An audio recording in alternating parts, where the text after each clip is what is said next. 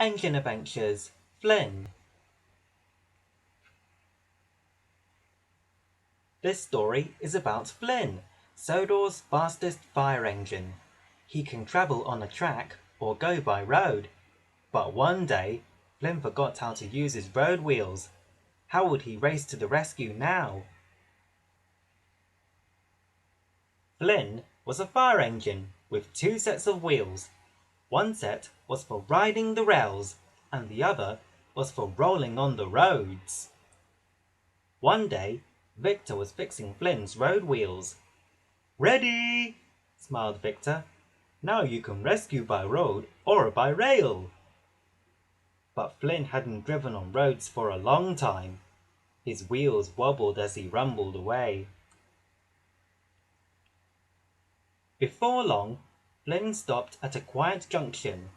He wanted to try his road wheels while no one was watching. He rolled slowly onto the road, but his wheels wobbled and shook.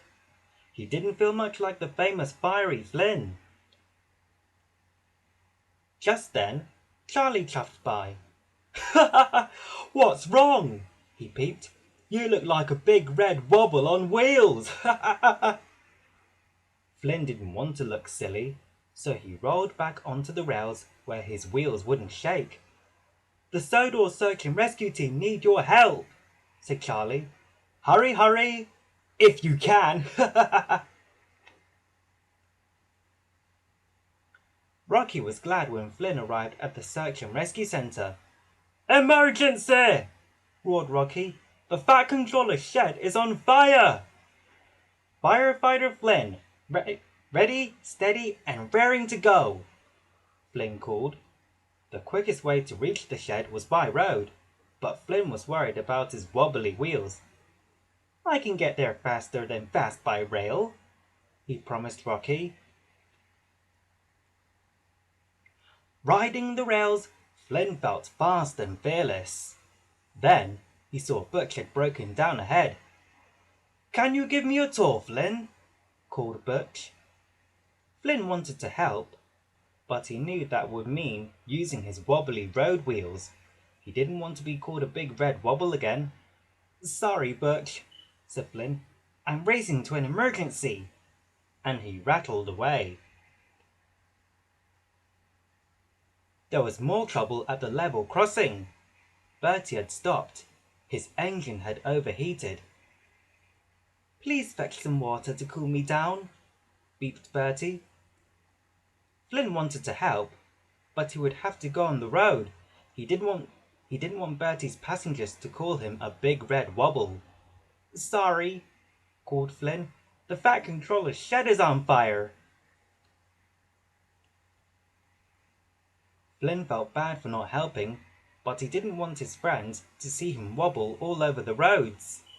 At last, he arrived at the burning shed. "This is an emergency!" the Fat Controller said to Flynn crossly. Why have you come by rail?" Flynn didn't want to say that he was scared to go on the road.